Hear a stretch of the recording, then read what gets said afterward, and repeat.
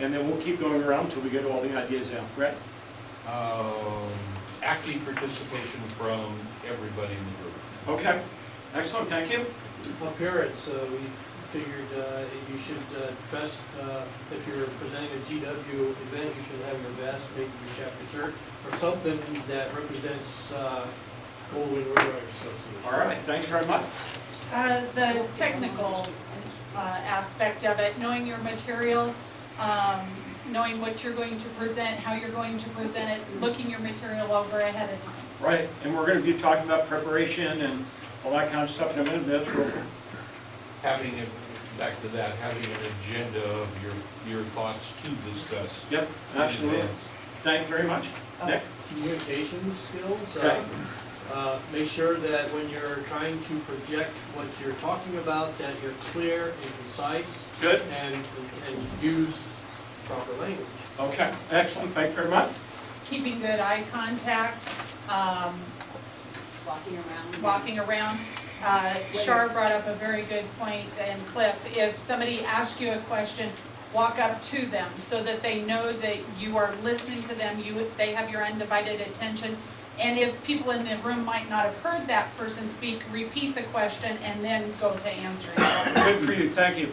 The last skill set that we're going to teach today is a concept called spotlight, floodlight, spotlight. And it addresses that very issue.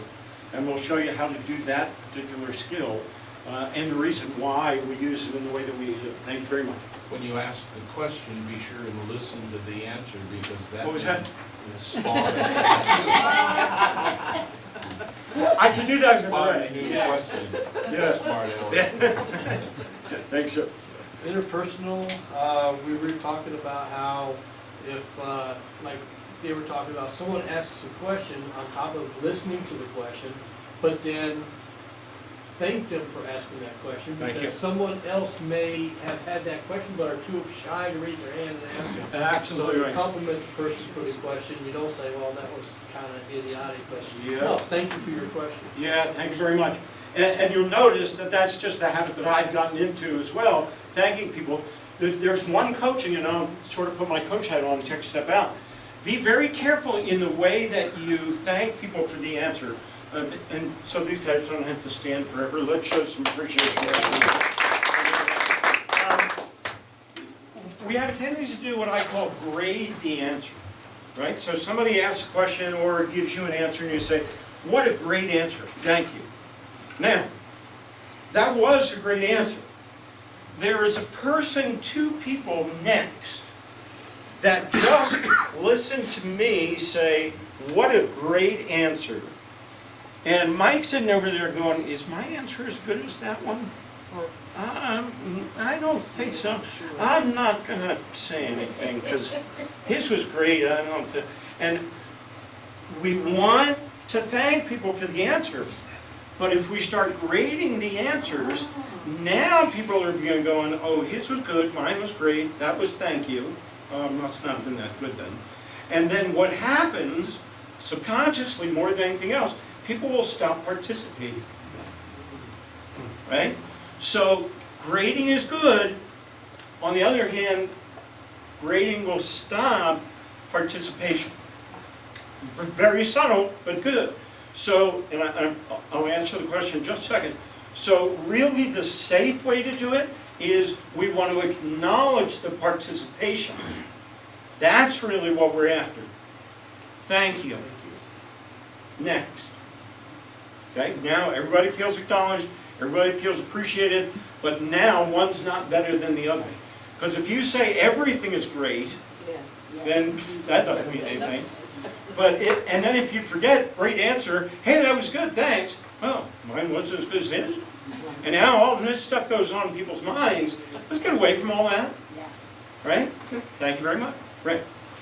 The other side of that might also be, and you do this, we're never sure that there was any bad answers in your presentation seeking reaction from the group. And that's wonderful, because then no one walks away feeling bad. Absolutely Or says, true. well, I'm not going to answer that anymore.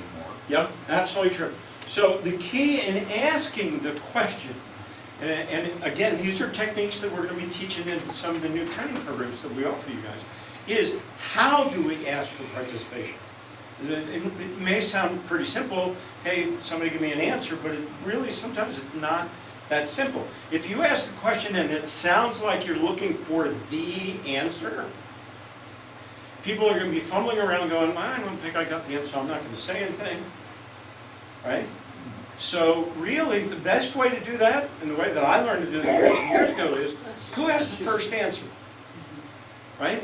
Now, what that says is, there's more than one, because if there's a first, there's got to be a second, right? So who's got the first answer, meaning, okay, let's get some stuff out. Or you could say, hey, let's get all the ideas out, who's got the first one? Something that indicates to people that everything is okay. And a lot of times I'll also preference with, there's no right or wrong answer, or who's got the first one? Right? Something that lets people know this is a safe environment within which to participate. Joe, on the discussion. And I'm coming. group, Yeah.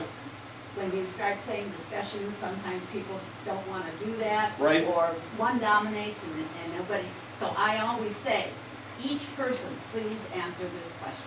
Okay. In a group, that means they have to start thinking about, what they want to say and get them all to participate. Yep, good feel. If you're asking for input from the group and you don't seem to get it right away, your technique is call them by name. Right. Which absolutely will produce a result. It really is true, and you have to be careful about the way you do it. Yes. You got to know some of the folks in the room, so I know I play with Ray, so I'll call Ray or say something to Ray or Mike or somebody that I really know. Or if it's somebody I don't like, I'll do something else. But these kind of techniques fall under this technical skill ability. That there is more to standing in front of the room, being a professional, and getting the kind of response from the group that you want, than just making sure that you're prepared with a few numbers. Make sense? We are. Now, to take myself out of character again, and what do you see on the screen? Nothing. How many times have you seen a blank screen? Several. Why? That's a distraction. Yes. JR's asleep.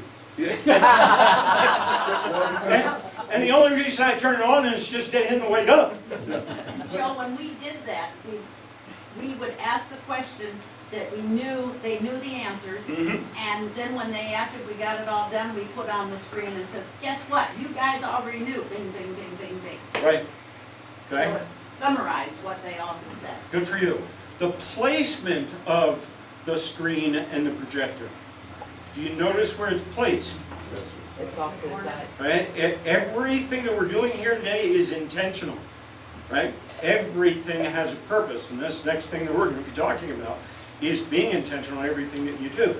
The PowerPoint is a tool, like this is a tool, like this is a tool, like everything in this room is a tool. One no more important than the other. Therefore, nothing has more importance in front of the room than you. Nothing has more importance in front of the room than you. Not even me. Right? But I don't want them focused here. I don't want you guys focused here. I want you focused here. But where have you seen me throughout the entire day so far? I haven't been in front of the room hardly at all. Correct? Because I, again, am not the focus. Okay? Key techniques for us just to start building into what we do and why it's so important for us to be able to do it that way. All right? This is the remote that I use. We'll recommend it. If you've got something like it, it's great. This is the Logitech, I think it's R400 or whatever it's called. It's pretty cheap and it's pretty simple. It's got an on and off. It's got a forward and backward. And it works. Is that on and off that we're saying? It's on and off. I Right? think that's what Okay. So if you got something great, if you don't, this is a great one. The thingamajiggy. USB. That's the technical competence part coming out. So just keep that in mind as you, all right. Now, did we cover all of the answers that you guys, I'm sorry, I got sidetracked. I have a But question. yes, ma'am. You, just a few minutes ago, you said, what's on the screen? Yes. Nothing. And how often have you seen nothing? And that's intentional, Yes, because you don't want them directed to that. correct. Okay, Yeah. Now, yeah. second piece, when it's on, how many times have you seen me look at it, There's right? If I don't know what's there, then I'm not prepared. If I need it, then I've got an attitude control or confidence problem. If I need it, that's the reason why that's sitting just the way that it is. That's the reason why that's there. That's why it's set up that way. I don't need to do this when it's right here and I can look at it through the side of my eye and stay engaged with you. Right? Otherwise, I've watched some of our presenters actually have this thing turned around like that, stand here, and look at the screen and present. Yeah. You don't want to touch on the And I'm screen. sitting here going, what? Well, and I've heard some people say that's so small to see, but it really should just be something you quickly glance at to It's kind a of a marker reminder. page. It's just, you Exactly. know, keeps you Tracking track. material. Yeah. All right? Key things. If we stopped right here and you went out and practiced just what we talked about, would our presentations be better? Would our seminars be better? Yeah. Would our members get more out of the programs? All right? And we got a whole bunch more good stuff. Right? This is the focus. Now, you may know that I'm a guy that really cares about this concept called being intentional. I mean, those of you who didn't know anything about me know that that's the name of my company, Intentional Achievements. What does the word intentional actually mean to you? On purpose. So everything that we do, should we do it intentionally? Should we have a purpose for doing it, and should we do it with purpose? Yeah. Right? And we do it on purpose, which is what my definition of being intentional is. Do something with purpose and on purpose. But here's the second part of what being intentional is. It is what I call outcome focused. What do you think that means? The desired outcome, the result that you're looking for, that's what we're most concerned about. So when I prepare for a session, when you prepare for a session, the question that you're going to ask yourself is, when we're done, what do I want people thinking, feeling, and doing differently as a result of being here? That's my outcome. What do I want them thinking, feeling, and doing differently? If you can answer that question and prepare your training module with that outcome in mind, it will be 300% better than if you didn't do that. Now, the outcome is going to depend on what the purpose of the workshop is. Right? So think about this for a second. Based on everything that you've seen so far, felt and heard so far, what do you think the outcome of this workshop is? Excited about change. Say it again. Have us excited about change. Excited about change. Learning how to do it, to communicate and everything else. Okay, thank you. Make us better trainers. Better trainers. Make changes to how we do things. Okay, thanks very much. More competent. More confident in what we do. So if you can think about, those were the outcomes. What am I thinking differently? I'm accepting change. I'm excited about change, right? What am I feeling? I'm excited about going out. How many people are a little bit, somewhat excited about going out and try some of this dry stuff, right? So you're thinking differently, you're feeling differently. Now, what are we doing to get you doing something differently?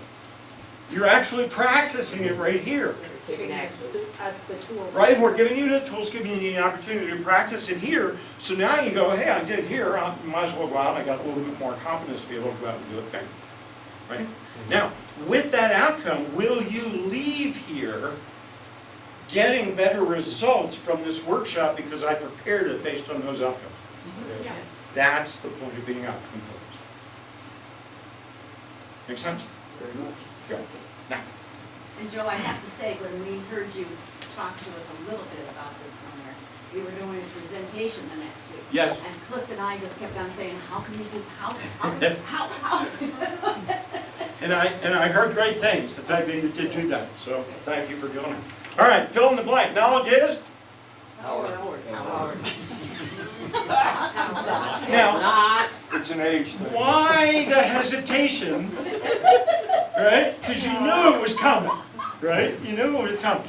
But we have such a tendency to think that knowledge is power, and it creeps in subconsciously to how you and I prepare and deliver our training modules, right? It creeps in, because if you're just telling people something, subconsciously you believe knowledge is power. If you just tell them, whether you think it consciously or not, you believe knowledge is power. Does that make sense?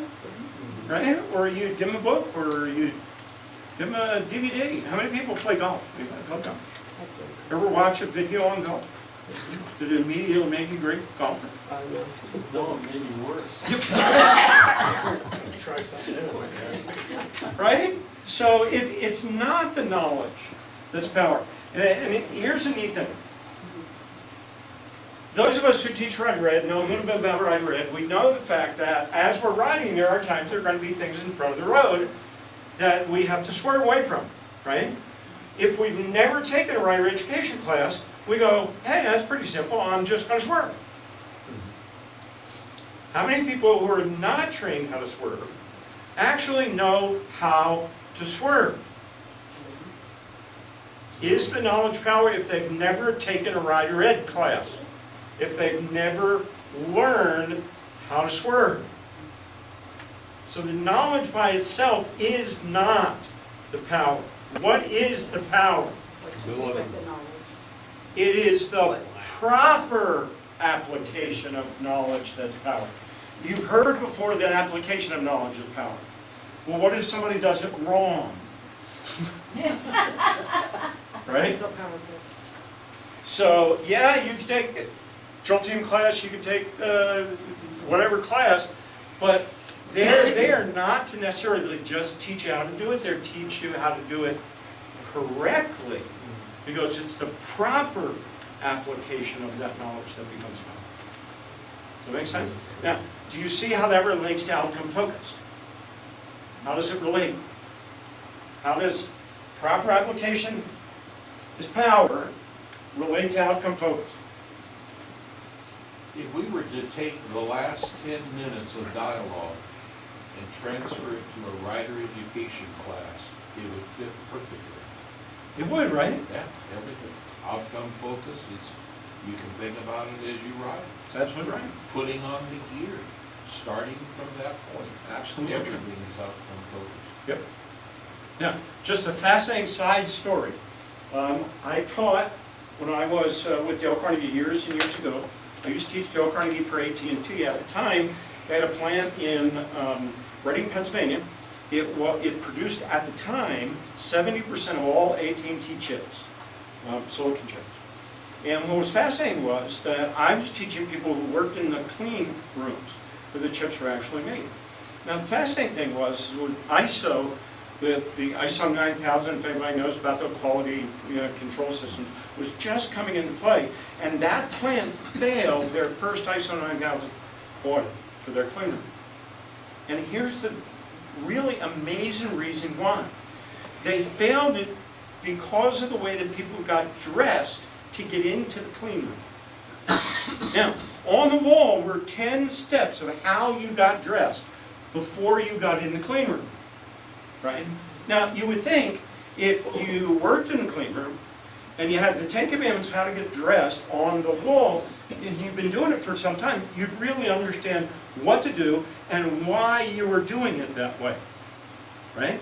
They failed And people who are there the longest cause them to actually fail.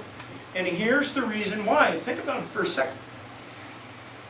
They got into the habit of getting dressed from the feet up.